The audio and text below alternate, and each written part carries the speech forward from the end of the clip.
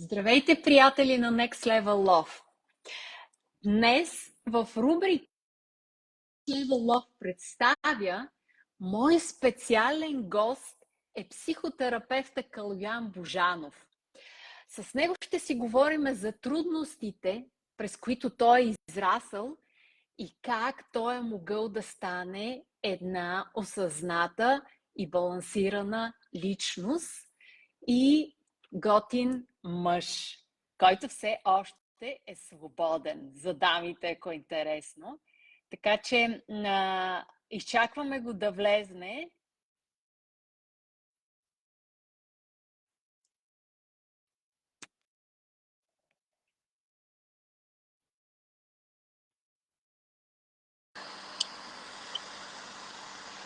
Калоян, здравей! Много се радвам, че си тук. Също чуваш ли ме добре? Чувам те, става едно ехо обаче при теб. Слушалки, имаш ли нещо да си сложиш? Или? Да, чакай само да видим. Да, я да видим сега. Сега? Сега чуваш ли ме? Сега е супер. Да, сега е супер. Идеално. Добре. Добре дошъл. Добре заварил и благодаря за поканата. И как? За мен е абсолютна чест, че си мой гост в Next Level Love. Виждам, че вече имаме даже Деси, която ни гледа. Деси, можеш ли да ни дадеш сигнал, че се чуваме? Аз пак през това време ще погледна в страницата дали връзката е добра и ще си говорим за нещата от живота с Калоян, по-скоро за неговия живот, за неговите трудности, през които е преминал и как се е справил, за да стане един чудесен млад мъж. Даже за женени ще кажа, защото все още е необвързан. Така, чак само да видим тук дали... Да, имаме връзка тук. Чак само да го включа.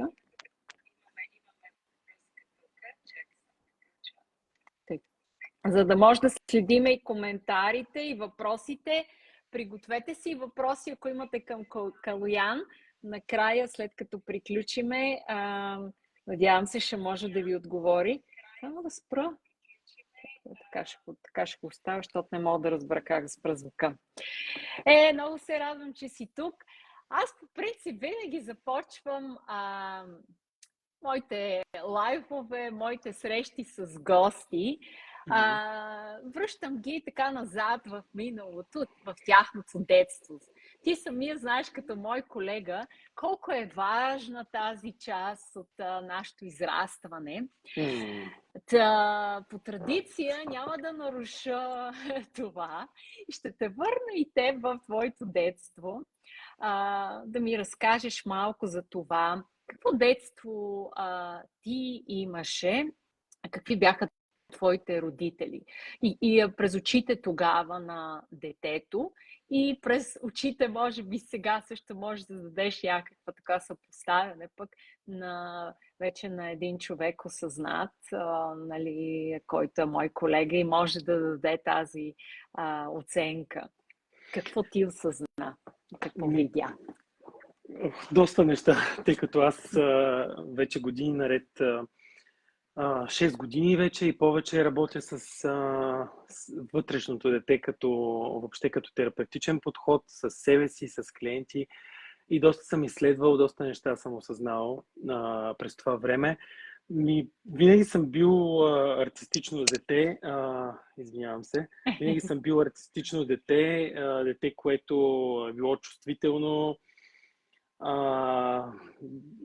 дете, което, как да кажа, е мислило доста не само за себе си, защото имам сестра близначка. Доста съм бил грижовен още тогава, което, как да кажа, понякога така прекалената отговорност и отдаване за другите не е било толкова, нали, добро като действие. С психотерапията и с работата със себе си се понаучих да не е толкова крайно. Дете, което, как да кажа, заради чувствителността си, заради артистичността си, в някакъв момент имах доста така премеждия, когато бях по-малък, както при много хора се е случвало. А, Неприятни ситуации с други деца и връстници, насилие, булинг, нали, както го наричат днес. Това така доста неприятни спомени и ситуации ми беше оставило като травмиращи моменти в моя живот, които последствие така, когато се захванах с психотерапията и с психологията преди 12 години, започнах да лекувам и да отработвам за себе си. Естествено, след това ми е дало много мъдрост и осъзнавания всичко това, но емоционално си беше оставил своите белези. Какво ще да кажа? Всъщност, какви бяха твоите родители? Какво ти си спомняш от детството ти? Какво те ти дадоха, може би, какво те ти, да кажем, какво те научиха и какво би си взел от тях и какво би оставил? Мога да си взема доста неща, но и доста неща да оставя, нали? Защото те винаги са ни възпитавали така, че да имаме морал, да бъдем добри, да бъдем трудолюбиви. Не само те, моите баба и дядо също. Да, да учим. Това е едно нещо, което баща ми постоянно повтаряше. Да учим, да сме любознателни, да се интересуваме, нали, да си въобще наистина да имаме отвореност към света, за да може да надграждаме себе си. Това е нещо, което до ден днешен така ще бъда благодарен винаги, защото е движещата сила в живота ми, развитието е една от ценностите ми, непрестанното такова развитие, което буквално така ме накара да премина през 4 или 5 университета вече. И нещо, което бих оставил е, че многото им страхове, неща, които те не са успели да направят със себе си, неща, които така, може би от техните семейства, от техните порядки, така са ги провокирали да не развият себе си, своя потенциал. Те затова и може би постоянно ни говореха за това, тъй като са съжалявали за това, че не са успели да го направят, тъй като и двамата имат потенциал, особено баща ми много голям такъв и той дори преди година, мисля, че година и половина ми беше казал колко много ми се възхищава, нали, как не ме е страх и колко много неща успявам да направя и да постигам. Аз му казах тогава, не е така, в смисъл мен също ме е страх, но въпреки страха просто действам и някак се опитвам да го хвана под ръчичка, нали, да не му се поддам и да му кажа да, усещам те, тук си с мен, признавам те, но въпреки това тръгвам напред към нещата и продължавам да имам своите страхове, продължавам да съм едно нормално човешко същество, като всички останали със своята емоционалност и страхове. Но въпросът е в тези ситуации как, нали, ще реагираме. Това бих оставил, нали, и някак си то е поколенческо също. Не мога да кажа, че само при тях, защото днес и консултациите, които имах допреди малко, виждам за пореден път, нали, на поколението на нашите родители, които са вече на 60-70 годишна възраст, някакси емоционалната интелигентност много често е липсвала и от тази липса на поколението естествено е, че има много грешки или много така неща, които са направили, които естествено те не са знаели. И това бих оставил, нали, все повече, аз затова и работя в тази сфера, и все повече работя за своята емоционална интелигентност и все повече помагам на хората, нали, да остават по-осъзнати за своята такава. А тя винаги е свързана с неща, които са ни травмирали, неща, които са наши дефицити, които по някакъв начин много често управляват поведението на човека и до ден днешен. Но когато той стане осъзнат за това и когато вече не е толкова подвластен на емоцията, наистина може да се каже, че върви с една по-добра и зряла емоционална интелигентност. това бих оставил и това някак си, всъщност, това е нещото, което може би ме провокирало аз да вървя към своята. Така че не знам дали бих оставил или просто бих благодарил за това, че се е случило, защото реално, ако бях допреди, оставайки в някакъв момент в своя живот в ролята на жертва, щях да стоя и да се тръжкам и съм го правил, нали? И да заклеймявам това, което ми се е случило, но сега си казвам, ами да, това ми се е случило и ме е научило на това, това и това. И благодарение на тези неща, аз съм този човек с тези провокации, за да мога да натрупам тези дефицити и знания, които реално сега имам и които упражнявам като поведение, като действие в живота си. То при всички ни е така, нали, също с това, което е в нашето минало, ни провокира да станем тези, които сме и благодарение на това ние сме. Кажи ми, всъщност, кой беше водещия в твоето семейство? Кой беше алфата, кой беше бетата от твоите родители? Кой беше така по-силният и кой за тебе беше по-големия авторитет? Майка ми до някаква степен, така мога да кажа, че винаги така е била по-силната, по-водещата фигура. Сега малко се попромениха нещата някакси с времето, но тя е била така по-действената, по-силната и чисто емоционално като характер. И може би тя е така дала доста положителен пример от гледна точка на сила и на издръжливост, въпреки своята емоционалност, защото тя е риби, като зодия, те са доста така емоционални хора, обаче въпреки своята емоционалност, тя ми е показвала винаги много голяма сила. Много. И много, аз последните години много често и го казвам, много и благодаря за това и много и се възхищавам и казвам наистина, че е велика жена заради тези неща, които е преодолява, нали, и с тази емоционалност, която носи. Аз може би и от нея съм наследил тази емоционалност. Не знам, но всъщност тя много прилича на моята баба, която много обичам реално. Тя също е много такъв силен пример.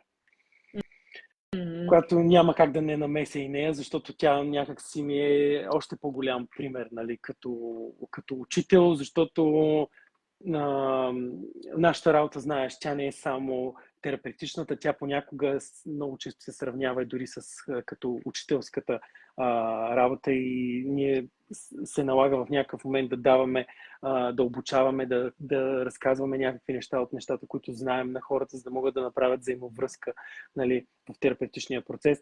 А това много често съм си давал сметка през годините, че го нося от баба, тъй като тя е човека, който така доста търпеливо ми е обяснявал много неща и някак съм взел като качества и от нея.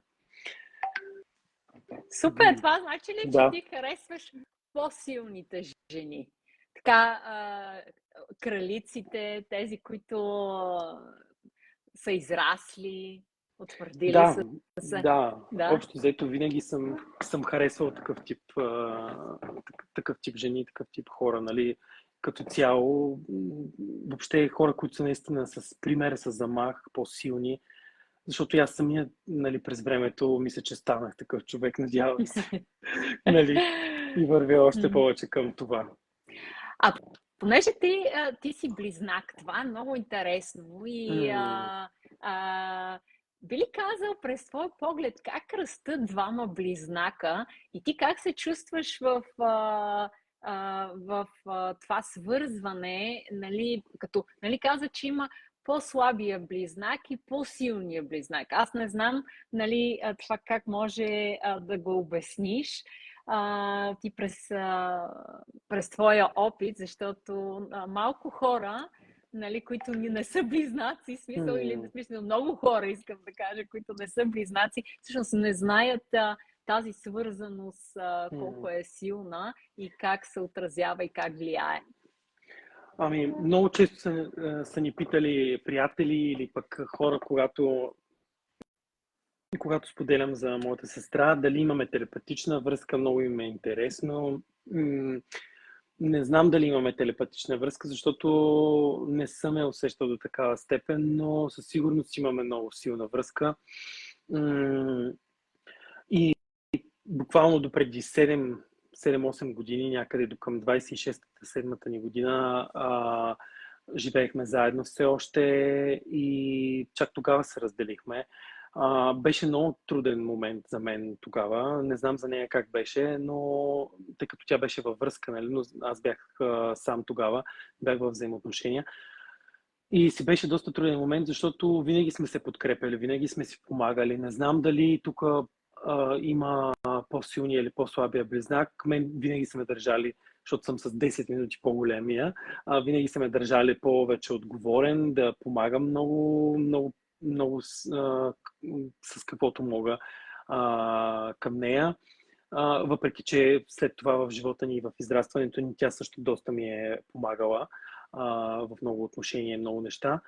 И там може би затова не мога да го определя кой е по-силния, може би по-равно, тъй като последните години тя също много порасна емоционално, чисто като личност, като човек и много добре се справя с нещата в живота си и съм много горд от това нещо, защото допреди някак си малко така залиташе да разчита още на мен или на някой друг, примерно във взаимоотношенията им, но тук последните буквално 5 години, малко преди пандемията, това нещо тотално се промени.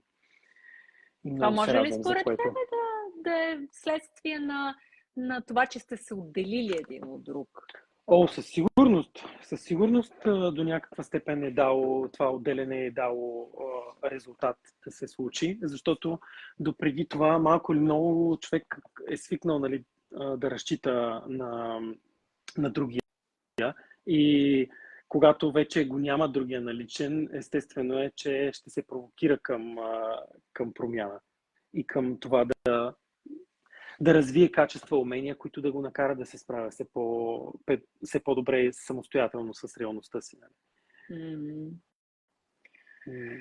Кои са твоите най-силно емоционални моменти при твоето израстване? Аз знам, че имаш един преломен момент на 22, но до 22, кои бяха твоите пикови моменти, които ти можеш да кажеш и си спомняш винаги, ако се върнеш назад за тях? Те общо взето може би са били така точно през 12 години, някаква цикличност има в моя живот.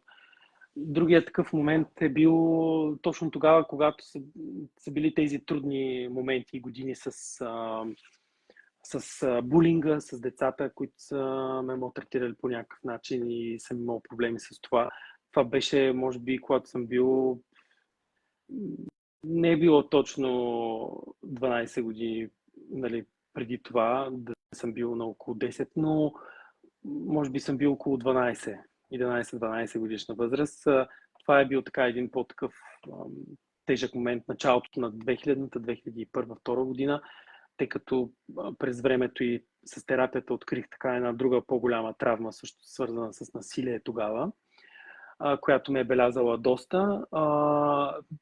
Последните няколко години работя и с първата ми травма, която така много хора, които може би не знаят или пък които са имали подобна травма, съвсем скоро разбрах, че една известна личност е имала подобна травма и от нейна публикация ми изпрати една моя бивша клиентка да прочета и така много силно се свързах и си казах, вау, нали. Възхитих се отново за своята борбеност и за борбеността на дамата, нали, и нещата, които успява да постигне въпреки това. Защото каква е травмата? Извинявай, ние с сестра ми сме родени недоносени, тъй като сме близнаци. И веднага след раждането ни телепортират с хеликоптер до болницата в Велико Търново, защото в нашата болница в родния ми град Павликени нямало ковиози, мисля, че тогава. И се радвам сега за цялата кампания, която върви с събирането на капачки, защото всъщност аз съм едно от тези деца, което е било потърпевшо на тази липса в нашите болници. И една седмица сме били напълно сами И всъщност последните две години работя с тази травма много силно, с EMDR метода. Да. И си дадох сметка миналата година за първи път, мисля, че миналата година, точно май месец, в група я разгледахме и там излезе така доста силна емоционално свързана с този момент.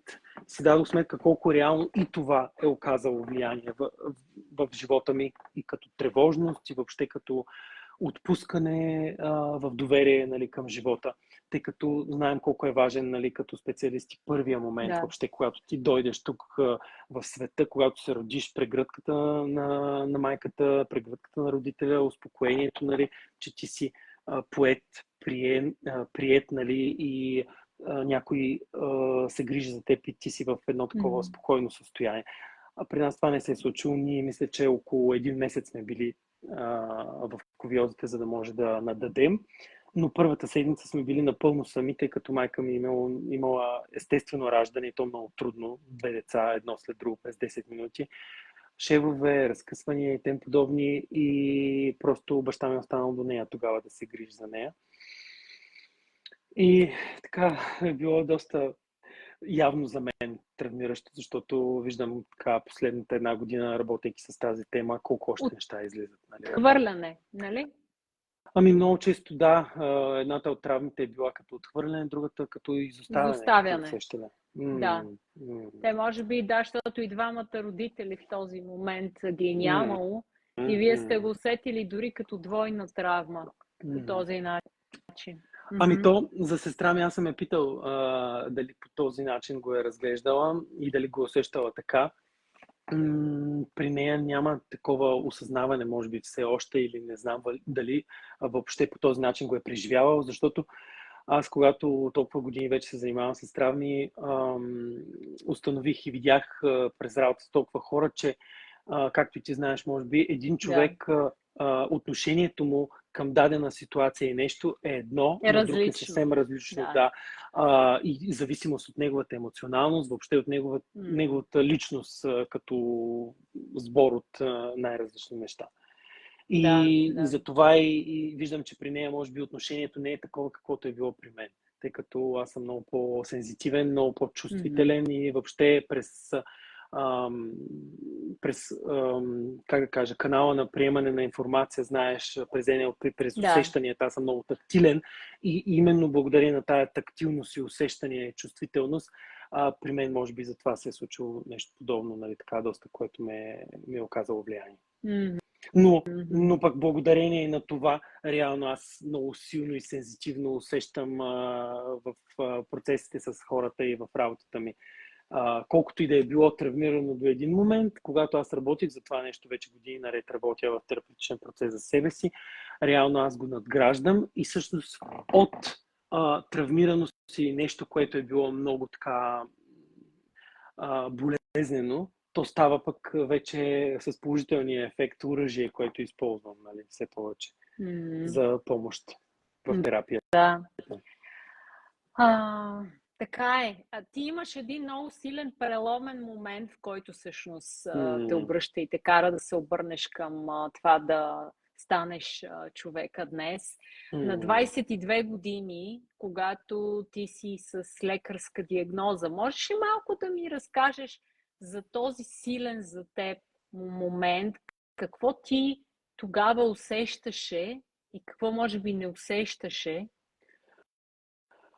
То беше, как да кажа, много така, буквално точно преди 12 години, юни месец, си спомням, че тогава завършвах първата си бакалавърска степен и отказах тотално. До тогава пушех много малко, пиех кафе и безалкохолни напитки, някакви такива, просто ги отказах. Изведнъж казах, правя тотално отказ от тези неща, защото усещах, че ми предстои нещо. И някак си, не знам дали знаеш, но когато винаги махнем нещо негативно като навик, ние събираме енергия, събираме сила. И може би тогава несъзнателно съм усещал, че ще ми трябва тая сила, защото буквално месец и нещо след това нещо започнах да бях загубил много тегло, започнах да влизам в едно такова хранително разстройство като булемия. Не беше булемия, може би, защото беше свързано много с емоциите, които бях нагълтал в себе си, които бях блокирал и въобще не освобождавах по никакъв начин. И буквално не можех, каквото и да хапнех, буквално имах почти винаги позиви за повръщане и въобще не се хранех добре заради това усещане на постоянно желание за повръщане. И оттам развих една такава агорафобия, страх въобще да излизам и да се движа, защото на моменти от загубата на тегло се спомням, че тогава лятото заради жегите започваше да ме прирушава, как да кажа, да ми се вие свят, да имам усещането, че ще припадна. Започнах да ходя по невролози и най-различни такива неща. И буквално изпаднах в една такава много голяма дупка и депресивност и страх какво се случва с мен. И това естествено беше изплашило абсолютно всички, цялото ми семейство, дори близките ни, които са и в Русе, в Плевен. И общо взето беше така едно от най-неприятните неща, нали, тогава, когато се замисля, но след това, когато си казах, не, аз не искам всичко да приключи на 22, ставах на 23 август месец тогава. И просто взех решение, че искам да живея, не искам да се затрия така, защото наистина бях страшно много изгубил тегло, бях около 57-58 кг, на моя ръст 1,83 м, това бяха наистина много така грозна гледка. И започнах още тогава някакси да променям много неща, започнах да се обръщам към личностното развитие, към психологията, да си помагам. Спомням се, че започнах да слушам медитации и да чета книги, започнах терапия малко след това. Започнах процес с една моя приятелка, която до ден днешен страшно много ценя и обичам. Тя ми помогна за хранителния режим, въобще да се науча да пия вода, защото бях забравил колко е важна всъщност водата, защото за Бога тя е живота, тя е 70% от тялото ни. И това страшно много ми помогна. Тази грижа, нали, това приятелство и въобще това отново да си припомня, нали, колко е важно да се храня и въобще да живея, нали, да се свържа отново с живота. А ти какво отхвърли тогава? Какво отхвърляше тогава? Какво ти се случи в живота? Мисля, че на хората би им било интересно това, какво може да отключи такова хранително разстройство.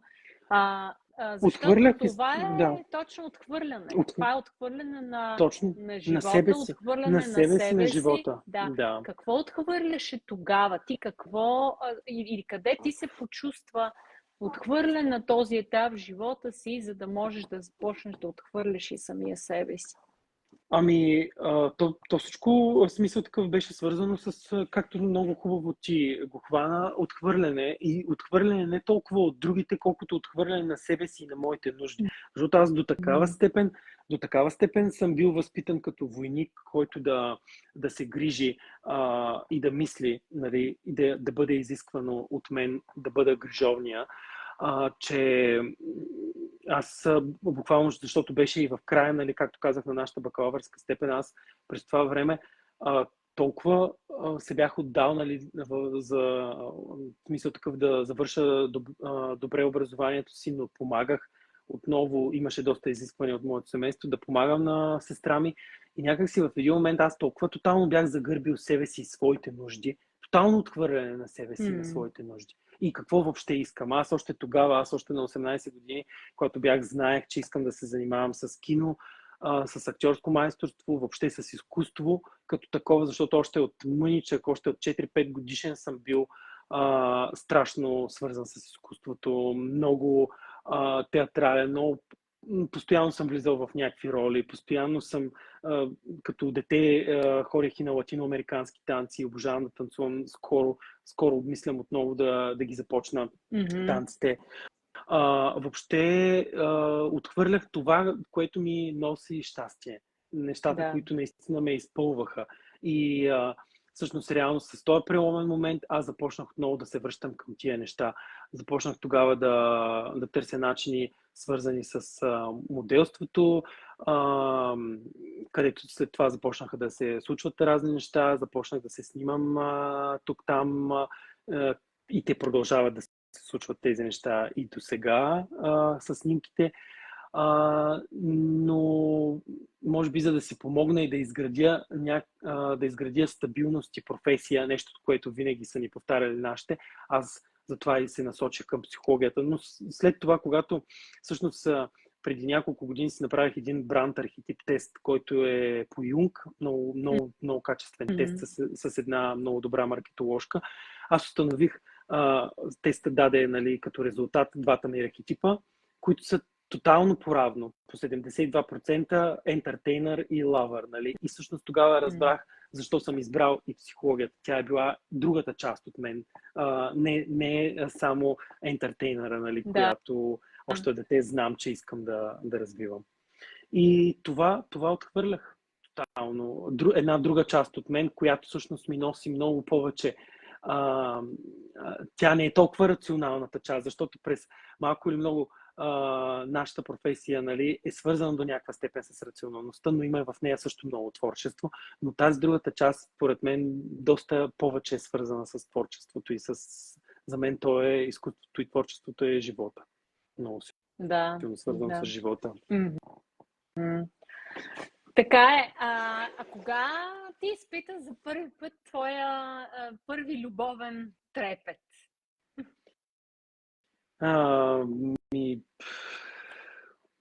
Може би няколко години след това, на 24, може би бях. И тогава беше така доста по-силно осъзнато, нали, влюбването. Да. Някакси тогава мисля, че наистина беше така този момент, като беше така доста през травмите. Така да го нарека, от днешна гледна точка и осъзнато, наистина беше много през травмите, защото отношенията ни приключиха с изоставяне и така го преживях аз като изоставяне, нали? Нещо, което ми даде тогава много болка, но аз точно тогава започнах все повече да си казвам, аз трябва да се науча на тази любов към себе си, а не да чакам, нали, неистово от другата страна да получавам любов, подкрепа, нали, тази грижа и емоционалност, която някой, който има такава травма, примерно с изоставяне и с отхвърляне, естествено, че би чакал да замести, да компенсира, нали, от другата страна. Но това всъщност реално ме научи на много, още повече ме научи, нали, да вървя по този път и аз все повече да преоткривам своите нужди, тези неща, които искам да правя и в които искам да се развивам и които ми носят удовлетворение и все повече да ги създавам, да ги преследвам и да ги създавам в живота си, да ги живея. Да, то трябва да се премине през опитността, за да може ние да трансформираме това, което се случва в нас. А според тебе ти какво успя да трансформираш? Кой е новия сега Калоян към днешна дата, ако ти го сравниш с този, примерно, тогава, когато беше в най-тежкия момент живота на 22? Доста неща. Със сигурност има още неща, които ми се иска да надградя, обаче в сравнение с тогава много по-голяма стабилност, много по-голяма увереност, много по-голямо спокойствие, много по-голяма сигурност в себе си.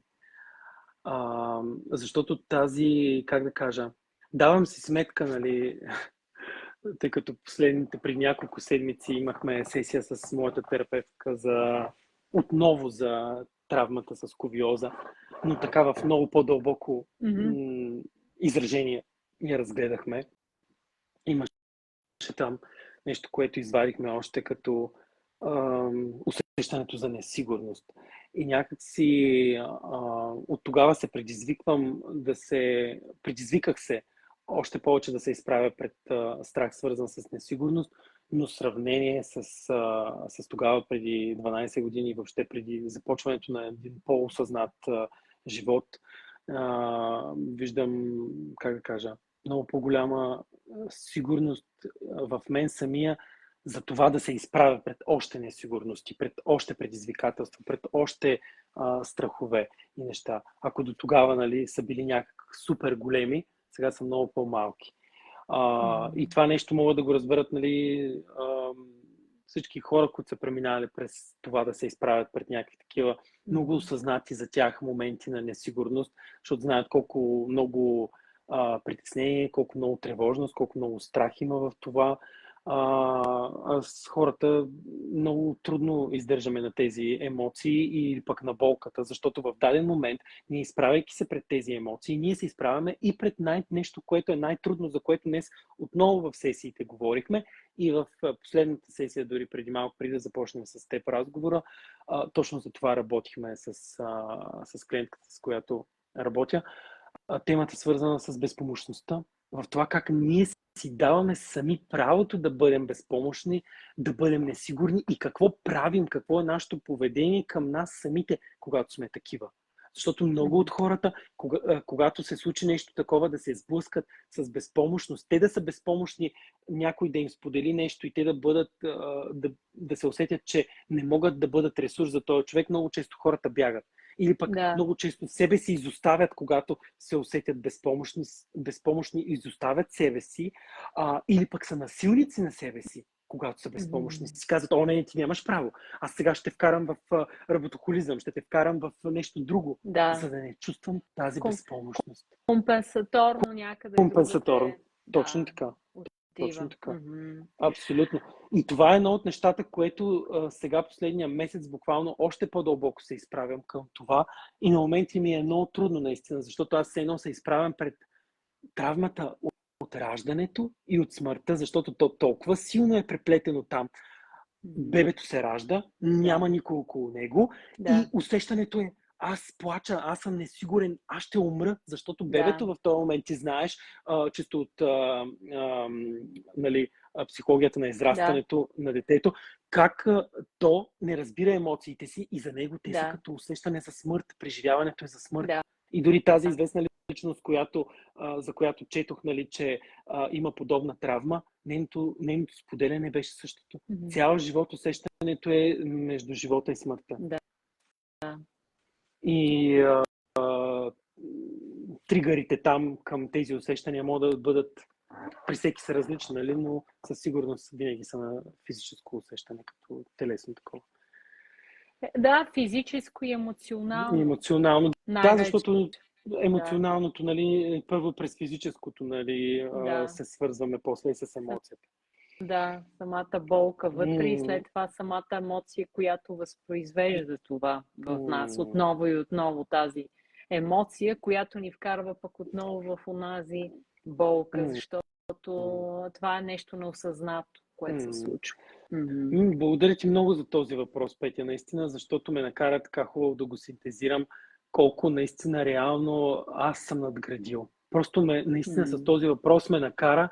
Аз си я правя постоянно ретроспекцията през определен период от време, но сега, като ми го зададе по този начин, някак си дадох сметка, потопих се и си дадох сметка реално тогава колко несигурности, колко съм търсил сигурността, а сега колко много по-смело и умело се хвърлям в несигурностите.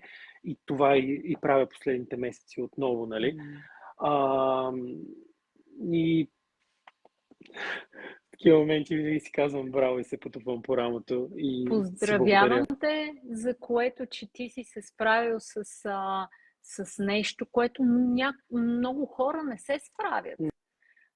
Ето и аз и ти с това си приличаме, че сме преминали през едни трудности, които са ни направили по-силния човек. Всъщност, да, преминали сме през преломността, нали, това да влезнеме, да видиме това, как все едно живота си отива.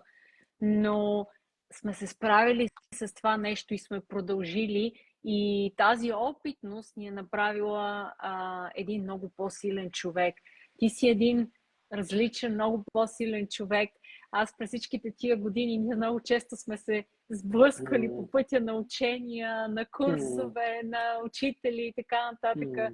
Така че ние така имаме един много преплетен живот.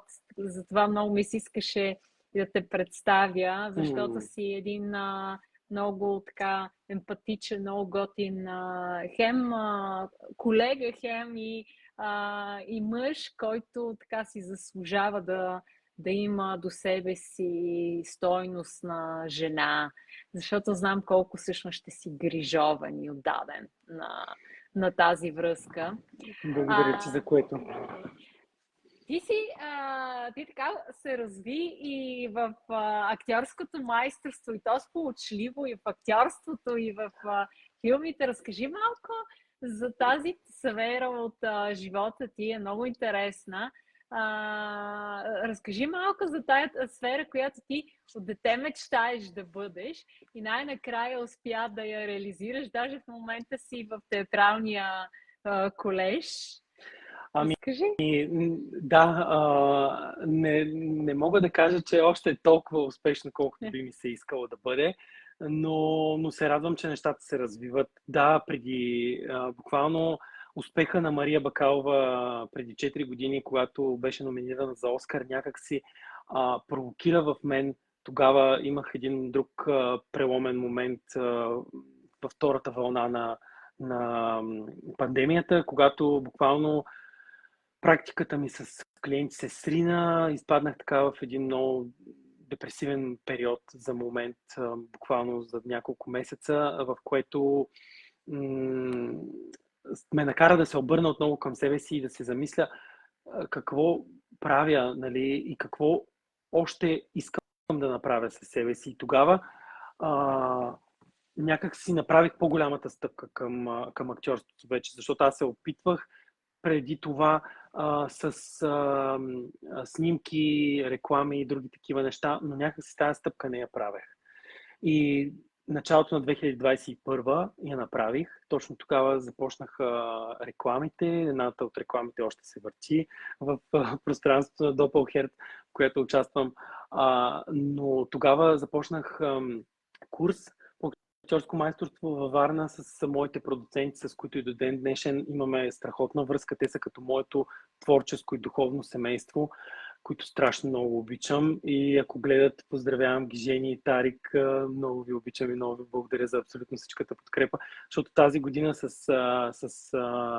съпруга на Жени, моят продуцент, бяхме в Дубай, в Турция и в Англия, да се опитаме да направим контакти с различни хора в чужбина и с кастинг директори. Така бяха много интересни пътуванията.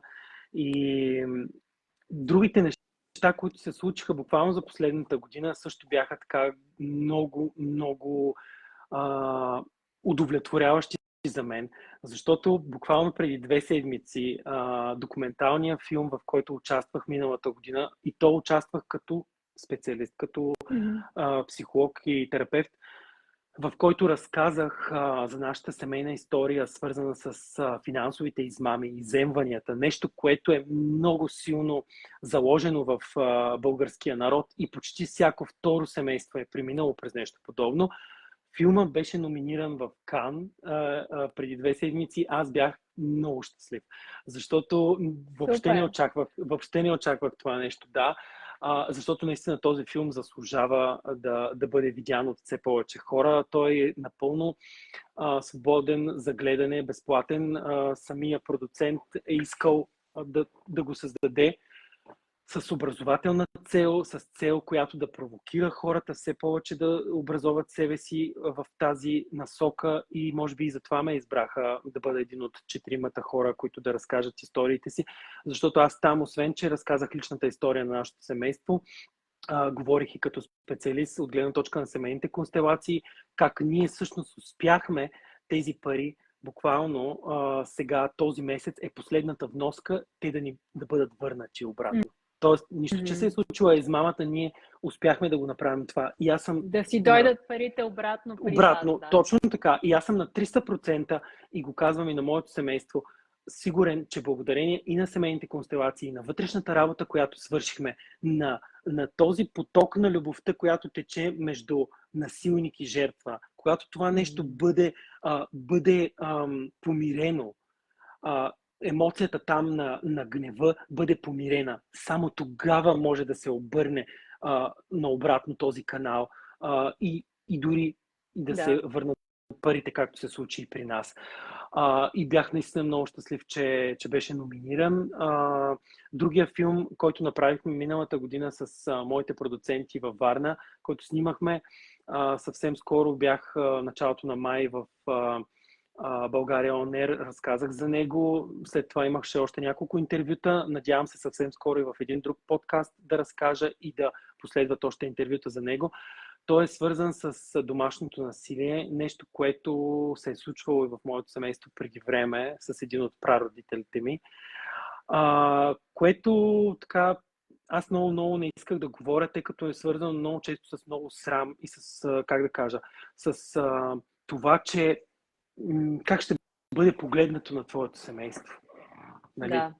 Че ти с един вид, видиш ли, не си бил в перфектното семейство, ми няма такива. Да. Просто последната година толкова много си казах, не, просто за това нещо трябва да се говори. Колкото и да е неприятно, колкото и на мен да не ми е приятно като тема, да, въпреки всичко, аз накрая взех много от работата, дори и с този ми дядо, нали, осъзнах много неща, въпреки насилието, въпреки всичко това, което се е случило, въпреки тези неща и въпреки това, всъщност положителното и плода е един такъв филм, който е само 13 минути, обаче още когато го пуснахме март месец, започна в LinkedIn, хора ми пишеха с позитивни отзиви, други хора, които така също бяха провокирани, споделяха коментари. Нещо, което като изкуство мога да дам, е точно това. Да правя неща, които да провокират към промяна. Това е едно от нещата, което си казах още когато започнах миналата година актьорското майсторство в колежа. Сега търсим финансиране за няколко проекта. Надявам се сега, след края на май, тъй като сме свързали с една дама, която работи в сферата на европроектите, да успеем да получим такова финансиране, за да може да реализираме още няколко проекта, които имаме с моите продуценти. Те са свързани с хранителните разстройства, с динамиката между нарцисист и емпат. Искаме да направим такова филмче, за което имаме идея, в което много хора ще се припознаят, много хора ще видят през филмчето, през нещата, които искаме да разкажем в няколко от сцените, какво се случва в тази динамика. И знам колко много всъщност на едно дълбоко ниво филмите, музиката, всяко изкуство докосва човека и понякога той дори толкова не е през рациото, а вътре през душата си усеща посланието, което искаме да бъде дадено. Но във филма Legacy, Заветът, нали, който е свързан с домашното насилие, за който преди малко казах, аз дори накрая там държах и говорих с моята продуцентка да запиша един малък такъв текст с статистика, в която споделям от статистика от България и статистика на световна организация, която, нали, прочитам накрая, която казва, нали, че почти всяка трета жена в световен мащаб е жертва на домашно насилие. И дори днес едната от дамите, с които работех, сподели за нещо такова, което се е случило, което ме разтърси за пореден път и ме разгневи страшно много. Защото да не кажа, че почти всяка втора или почти всяка жена, с която съм работил, в някакъв момент от нашата работа ми е споделяла за някакъв момент на насилие, физически, емоционално или дори сексуално посегателство. Аз съм, между другото, съм От всичките ги имам. Така че ще се радвам да подкрепя нещо такова като идея, което ти имаш, дори да се включа с опита си в това нещо, защото знам какви последствия може да даде и какво всъщност е за един такъв човек, който не знае какво да направи. Аз съм ти разказала, ти знаеш за моята история също, така че знам какво е. Първо, че домашното насилие от дете съм го преживяла, нали, още с майка ми и баща ми. Знам какво отражение дава и как всъщност един човек го приема, всъщност човек се пристрастява към тази болка. И в един момент даже не осъзнава, че е жертва на такава. Нали, това съм го видяла в очите на майка ми. Аз самата след това съм преживяла и хранителни разстройства. Нали, и в живота ми аз съм имала пък такъв насилник, който е нарцисист и така, който се появи много в крехка възраст. Така че всъщност това е нещо, ако ние не го трансформираме и не го променим. Нали, ние затова сме станали тези хора, защото сме преживяли това. Ако ние не го трансформираме и не го променим в нас, ние го прехвърляме и го предаваме на нашето поколение, на нашите деца. Така че за това е много важно всеки да знае, че такива преживявания, такива кармични обременявания, защото това са и кармични обременявания някъде в поколението, те се преповтарят и след това се, нали, отразяват, нали, на следващото поколение и така нататък. Както ти казваш с констелациите, ние можем това нещо да го променяме, да го трансформираме, да го изчистваме от рода си и от нас най-вече, за да не го предадем нататъка. Но тези неща са реални, са силни и аз като специалист работя с доста хора, на които точно това им пречи днес да бъдат щастливи, да се отпуснат и да имат онова, което заслужават наистина. Те не осъзнават какво заслужават, те не оценяват себе си, защото има някакъв блокер, нещо, което седи, някакъв дълг. Много хубаво го каза, да, и много хубаво го каза това в един момент, пристрастяването към тази болка, защото всичко това, което ни се е случило, в един момент то се запазва в нервната ни система, в нашия мозък и въобще в цялото ни тяло и ние сме като затворници, като заложници на това нещо, на тази невротичност. Буквално ние след това търсим това, защото това сме приели, че е било нормално и ние несъзнателно търсим това. Абсолютно така. Значи всеки един човек, който е в токсична връзка или е отрасъл в такова семейство, трябва да знае, че има токсична привързаност на това да има такива силни емоции. И за това търси партньори, които са такива токсични или такива, които те вкарват в едни такива драматични състояния, в които ти имаш кортизоловата зависимост. След това те вкарва пък в едни състояния на някакви силни емоции през допаминовата зависимост. И това нон-стоп преминаване от тук-там всъщност те държи в една много силна зависимост, всъщност от която ти нямаш нужда. Ти нямаш нужда, но ти не го съзнаваш, защото ти го приемаш и вярваш, че така трябва да бъде. Имаме един коментар, чакай да погледнем. Така, Янкова, много хубави и приятни истории казахте вие двамата. Благодаря ви, моите искрени почитания и към вас двамата. Много благодаря. И Анелия ни изпраща сърчица и ние изпращаме сърчица също. Абсолютно. Всеки трябва да знае, че заслужава любов, а не страдание и всъщност любовта не е страдание.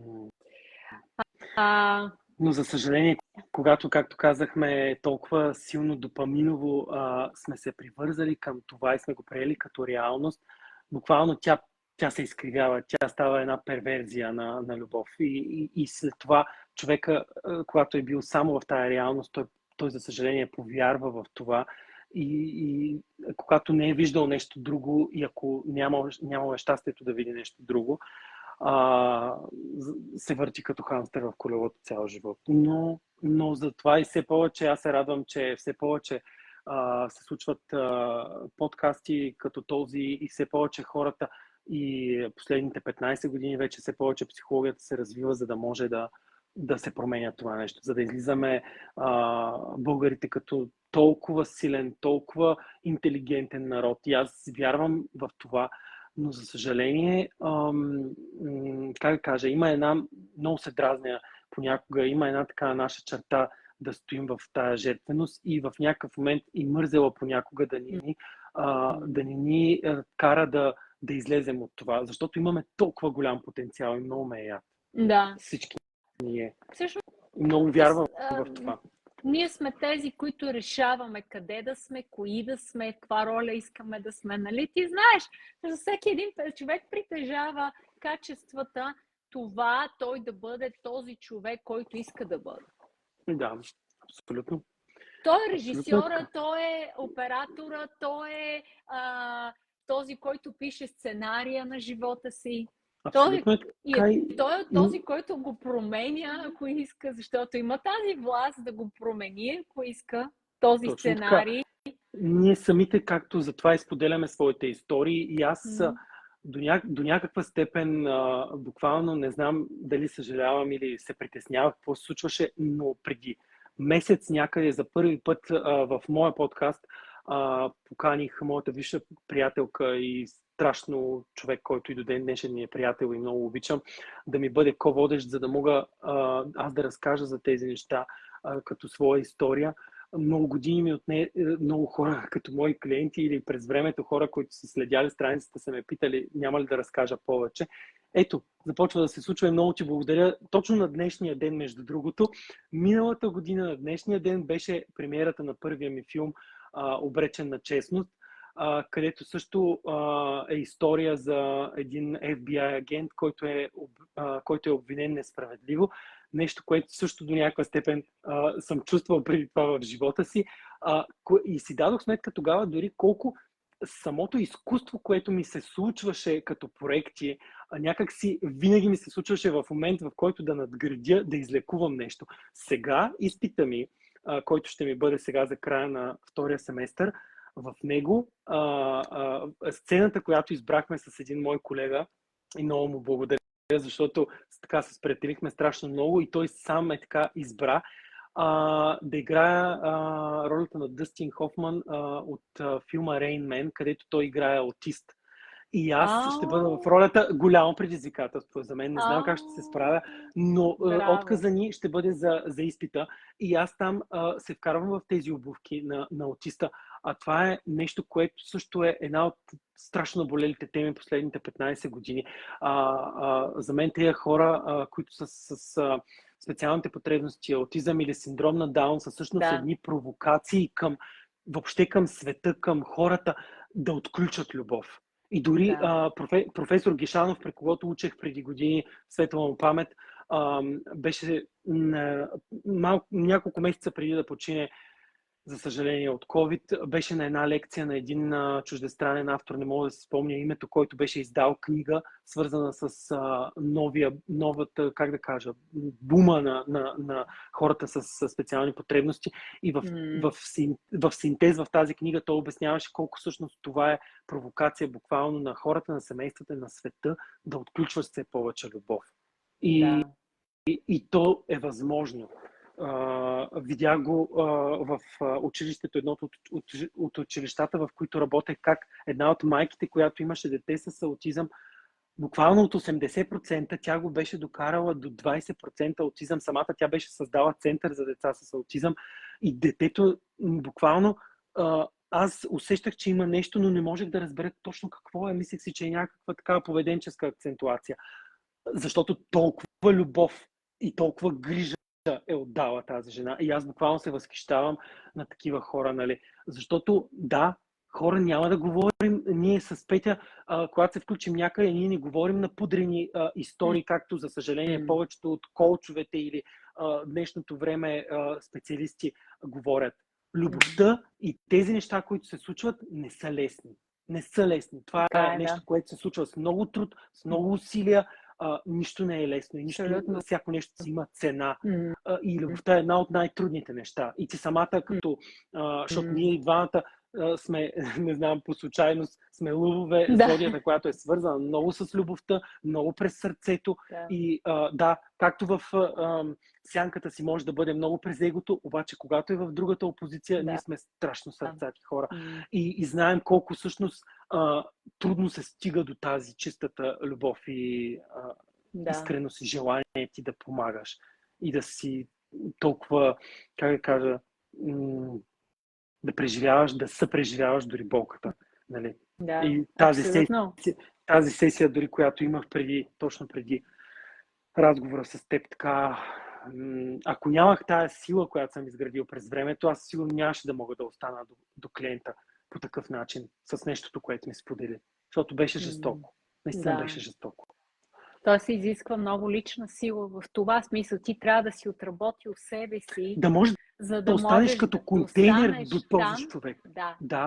Да не потънеш с него, ти да стоиш до него като подкрепа, като стабилност, той да усеща, че може да се разпадне напълно там и ти да знае, че има някой... Ти ще го вдигнеш, че си там силен до него, ще стоиш, за да може той наистина да се разпадне.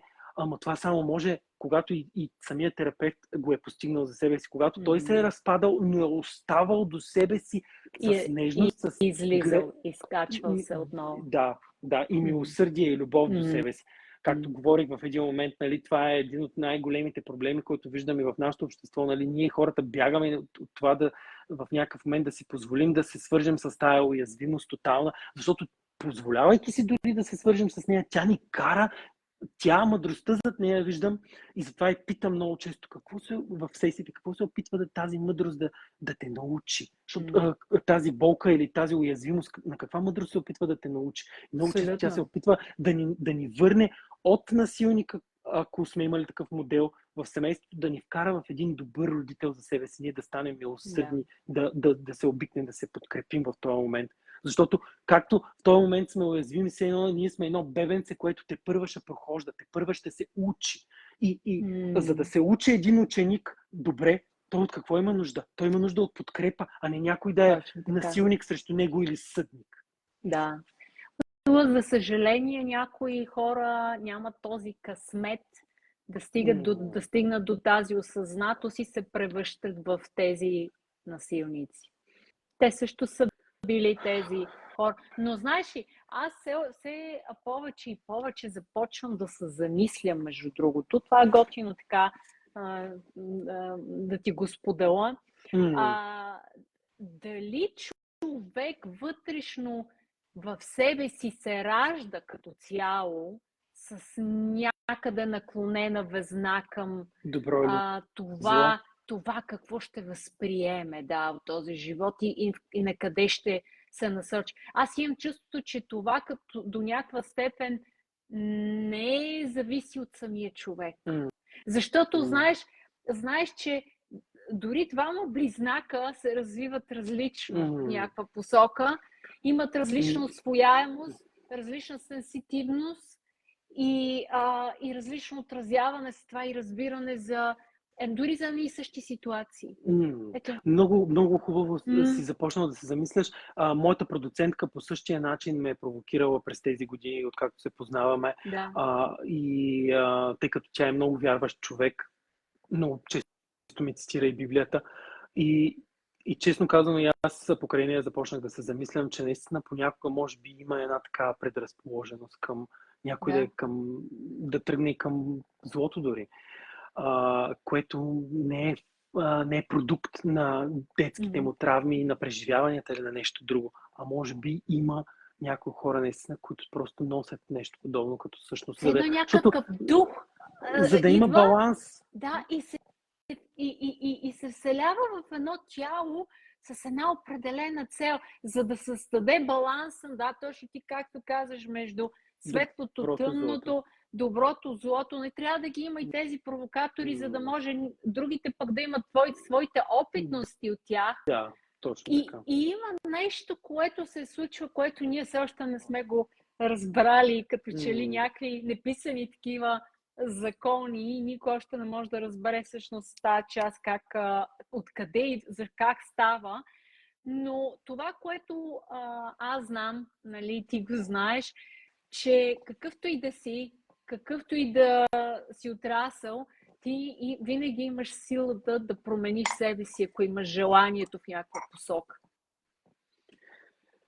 Така е, съгласен съм, но както казвахме, ако наистина има хора и предразположености към зло, за тях не знам дали има тази опция за промяна, но другите, които всъщност са усетили, че може да има нещо друго, интуицията им подсказва, вътрешния им глас им подсказва, че може да се случи, значи наистина може, защото аз най-силно вярвам, знам, защото ние с теб имаме много еднакъв мироглед и начин на работа, знам, че също го вярваш, че клиента или човека, който идва при нас, е най-добрия си психолог и ние всъщност го провокираме той да стигне до вътрешния глас, който му подсказва кое е доброто за него. Да. И тръгвайки по този път, той все повече се свързва с себе си и оттам все повече сила идва в него, все повече увереност, защото той върви със своята вътрешна истина, която го движи. Да. И вярвам, че това го има в хората, които са тръгнали по някакъв път да преоткриват и да тръгват към себе си. Те го чуват, дори да е много заглушен глас. Съзнато всъщност го търси. Всъщност, както и ние сме тръгнали по пътя на трансформацията, точно заради този глас, аз вярвам, че може да е нещо по-добро. Аз искам нещо да надраста от това, което е. И да, имаме, може би някаква част от хората и тези, които ни гледат аз вярвам, че са част от тази част точно. Сме хората, които трансформираме, надграждаме. И аз за това съм кръстила и бранда ми Next Level Love, нали, защото това надграждане, това трансформиране, това осъзнаване ни изкачва на това следващо ниво, нали, за усещането на любовта и на даването, нали, на отразяването, на случването, на даването на този принос към околните. Сега като го каза по този начин, всъщност осъзнавам смисъла на твоя бранд и много затова се усмихвам, защото е много хубаво наистина на следващото ниво да надградиш любовта, защото вярвам, че всички ние имаме до някаква степен като една искрица в себе си. Обаче едно е тя да е такова малко пламъче, друго е да гори все повече на едно следващо ниво, по-силно и по-свързващо дори. Благодаря ти, че направи този подкаст ДНК Любов, за която бях твой гост. Аз също ти благодаря. Защото всички имаме нужда от това да говорим повече за любовта, за преживяванията, за усещанията. И като си говорим за любовта, ето го и последния ми такъв въпрос към тебе, с който да завършиме, да оставиме. Какво за теб е любовта? Как ти я разбираш? И какво партньорство ти би искал да имаш за теб по един начин, който ти вече си осъзнал към този момент? Последните ми отношения бяха така едни от... Те приключиха преди година и малко, но бяха едни от най-здравословните ми взаимоотношения до тук. И за мен тогава видях, че любовта е така едно допълване в различията, все по-голяма осъзнатост, все повече разбиране, все повече разширение, провокация към вътрешно разширение, всяка една от страните. Съжалявам само, че не можа да продължи, защото ако беше продължила с кризата, която се случи, и то не беше точно между нас тази криза, а отвънка се случи нещо друго, което попаднах в една много така неприятна ситуация, на която не пожелавам специалисти да попадат. Имах отново ситуация с насилник, човек, който заплашваше цялото семейство, с полиции се разправяхме, прокуратури и тем подобни. И всъщност това провокира тази връзка да приключи, но това беше дало една такава криза, в която всъщност си казах, аз искам любовта, в която аз бъда следваща, да издържи на кризите, каквито и да са те. Защото аз съм сигурен в себе си. Аз никога, когато съм бил във връзка, не съм изневерявал и никога не бих си го позволил. Знам, че не е хубаво да се казва никога, но аз познавам себе си. И затова го казвам, защото за мен това да предам... Система. Да, заради ценностната ми система, затова аз да предам някой, когато съм в взаимоотношения, е равносилно да предам себе си. Да нараня себе си, защото съм наранил. И никога не би го направил. И не съм си го позволявал да го правя. И някак си пожелавам следващата любов да бъде нещо, което наистина ще издържи кризите, които ще разширят и мен, и другата страна и ще ни позволят все повече да видим себе си, как обикваме себе си през тези кризи. Защото тази криза реално беше края на взаимоотношенията ми,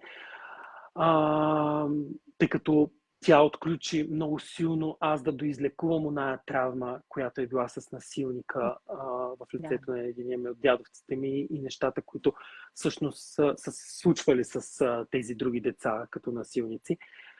И реално ми даде много голямо надграждане последните 2 години и повече. Тотално израстване ми даде. Много силно. И аз съм страшно благодарен за всичко, което се случи. Защото тези неща винаги ни се случват, за да ни надградят. Това бих искал в следващата връзка и любов. Това си пожелавам. Манифестирам го, благодаря. Пожелавам ти го да бъде. Знаеш, че във връзката ние се учиме на това да преодоляваме все по-бързо, да излизаме от кризите и да влизаме в баланса. И всъщност много хора се провалят точно там, когато влизат в кризата, защото не знаят как да влезат в баланса. Аз вярвам, че това е твоя бил урок, нали, ти си много млад все още, така че тепърва ето този урок за тебе ще е една солидна основа за това, че кризата не е повод за това ние да се разделяме, а тя е точно един повод да ни направи по-силни, да се сплотим и заедно да се справиме, с проблема, който седи там, заедно. Това точно е силата на връзката. Точно това ме научи, Петя, благодаря ти, че го синтезира по този начин. Точно това ме научи. Тогава започнах все по-бързо да излизам от тази криза. Просто другата страна нямаше достатъчно търпение, може би, но няма значение. Ние останахме с много добри чувства и съвсем скоро си казахме много хубави неща и благодарности. За мен това е много изключително важно и всички хора, които са работили с мен, знаят, че ако няма разделяне с благодарност, ти не си тръгнал с научените си уроци от тези взаимоотношения.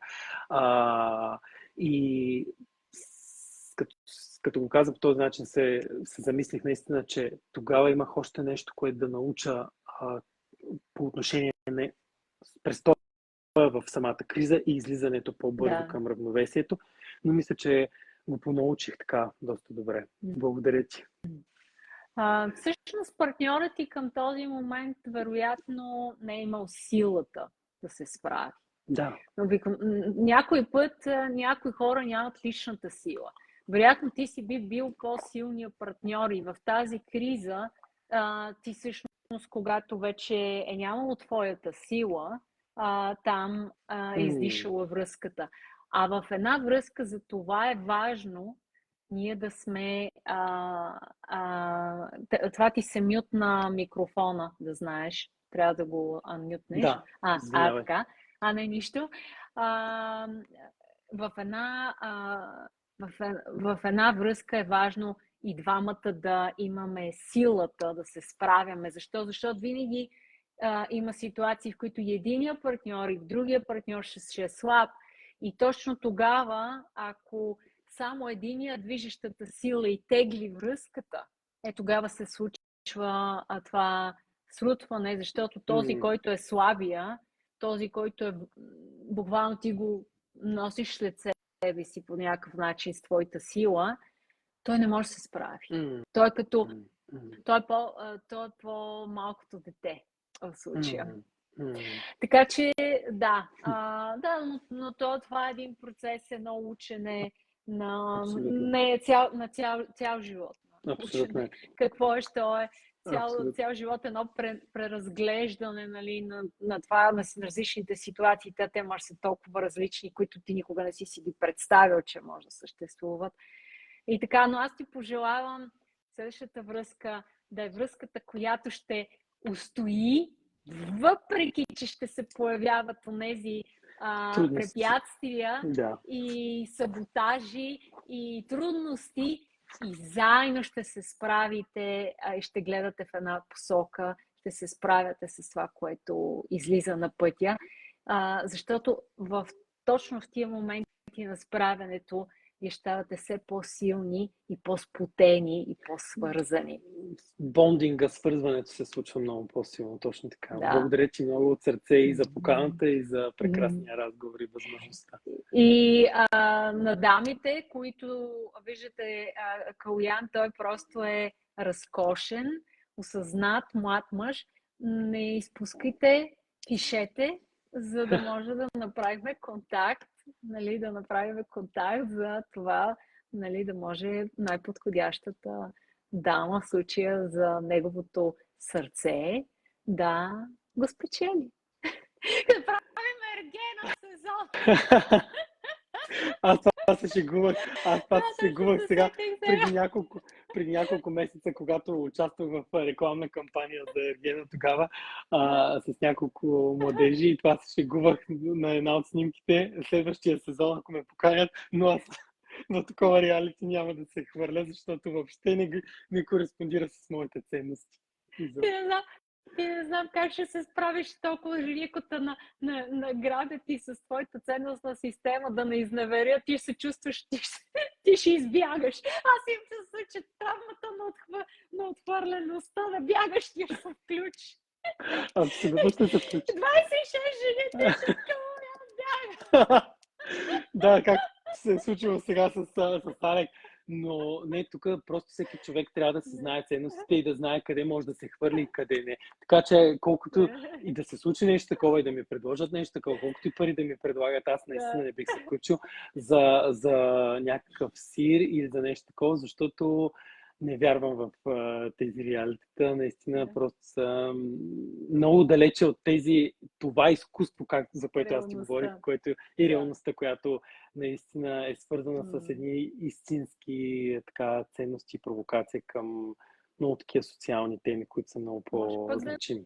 Може пък да е провокация за теб и някакво следващо израстване, как да се справя в реалити с 26 жени дошли за мен. Да. От такава гледна точка съм се замислял, обаче може би някакво друго бих приел. Психотерапевт в позицията на ергена. Това ще е готино. Това ще е готино. С кеф ще го следя. Със сигурност, обаче аз съм си казал, че ако се съглася на нещо такова, просто ще отида там и въобще няма да спазвам това. Макар че те ще ме контрактират с много такъв сериозен договор, обаче аз съм толкова outlaw извън закона, че ще направя така, че да си прокарам моите неща, моите виждания и да направя нещо смислено от това, което те се опитват да правят, защото те се опитват да правят цирк с извинение. Да. Нали? Ти ще вземеш да им правиш психотерапия, дамите повечето с травми. Ти ще се почнеш, сега дайте да отработим травми. Ще ги събереш в кръг в една констелация. Ще завъртиш. Ще бъде интересна такава. Трябва, може би, да се замислят сценаристите там и това, за това да те поканят в следващия. Ако Ваня Щерева мисля, че тя е свързана с продукцията, гледа, може да се замисли. Да, това би било много интересно. В кръга на майтапа и на шегата нищо не се знае, но сериозен човек. Канята и на нашите бързи срещи да се включиш. Благодаря И ти. така, и за тебе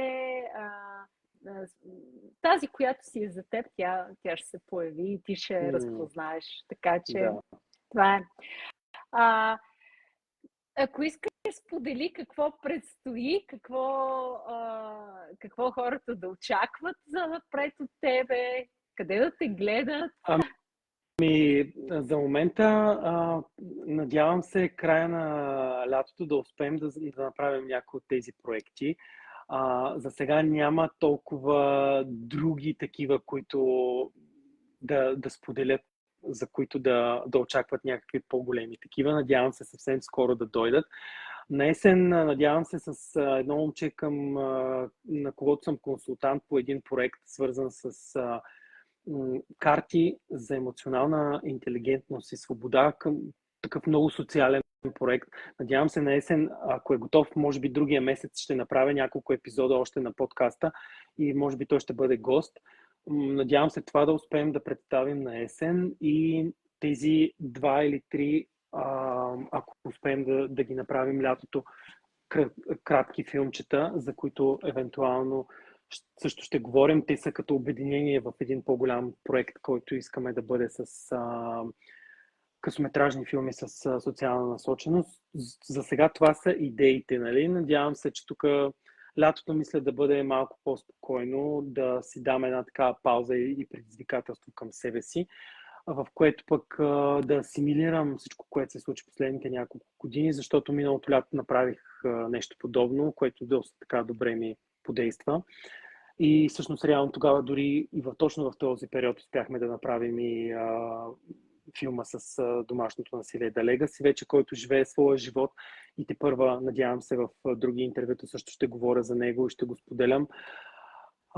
Може да споделим отдолу под самото видео, ако искаш, двата линка за филма, свързан с Да, изземванията, който е Живот на заем се казва, и Заветът, за да могат хората да ги да, видят и да ги споделим. споделят. И да ги споделят, разбира се, защото те са така с много хубави Образователни. послания. И образователни, и много хубави послания, които провокират наистина към промяна.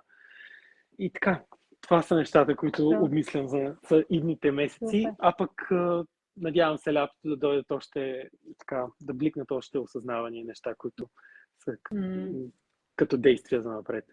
Супер! Какво ще Благодаря ти. пожелаеш на всички, които ни гледат? Някакво послание, такова като за край?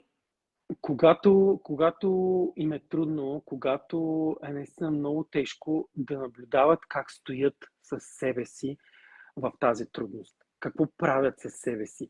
Как реагират? Дали насилват себе си? Дали бягат? Или дали всъщност се умяват да бъдат добри, разбиращи, мили със себе си?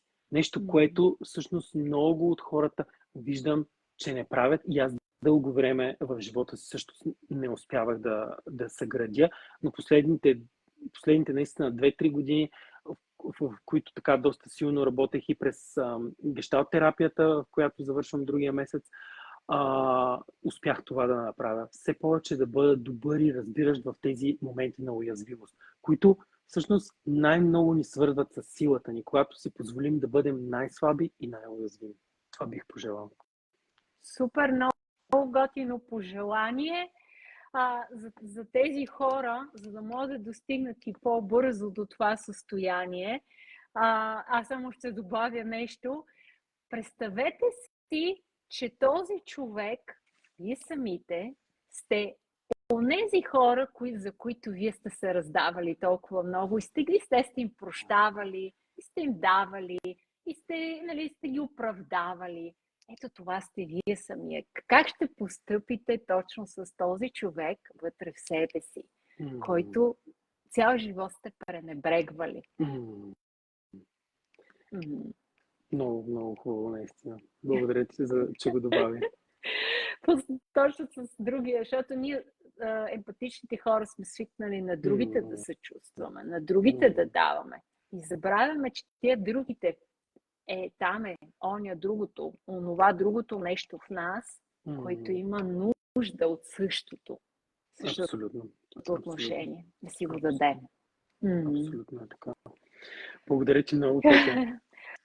Благодаря ти и аз много. За мен беше истинско удоволствие да си гост и да Мен споделиш също. твоята история. Благодаря ти за това, за всичките тези знания, за всичката опитност, за всичкото това, което ти сподели през погледа и на един преживял човек, и на един специалист, който го отработва и го работи с другите, защото много хора ще почерпят от твоята болка, от твоя опит и ще могат да Надявам си се да вземат, ги вдъхнови. да Да. се вдъхновят, да преминат през, може би, М, някой в момента в тази трудност, която ти си бил на 22, когато си бил, или в някаква друга, както ти сподели, в тези трудностите дори на паричните м, проблеми, които се появяват в семействата, м, или на м, насилието, или м, на каквото и да било. Това са ни човешки неща, което почти всяко второ м, семейство има и присъстват, но много хора ги е срам да ги м, споделят, да ги м, изкажат и ги крият и стоят в тях и ги потискат и за това се разболяват, за м. съжаление. За съжаление, да. М, Затова е важно да се говори за това, да се предприемат м, действия, за да може да се случи промяната. Много м. по-страшно е да оставаме наистина и да стигнем до заболявания, отколкото да направим тази промяна. Наистина е много по-страшно. Благодаря Така е. ти отново. Благодаря много. Ние продължихме, но то толкова интересно с теб не може да се спре да се говори. Благодаря ти много. Отново ще си имаме и други продължения за напред. Очаквайте ни, ние ще се включваме на различни места. Благодаря ти много, Калян. Благодаря. Чао, всичко Чао. хубаво. Чао. Чао, чао.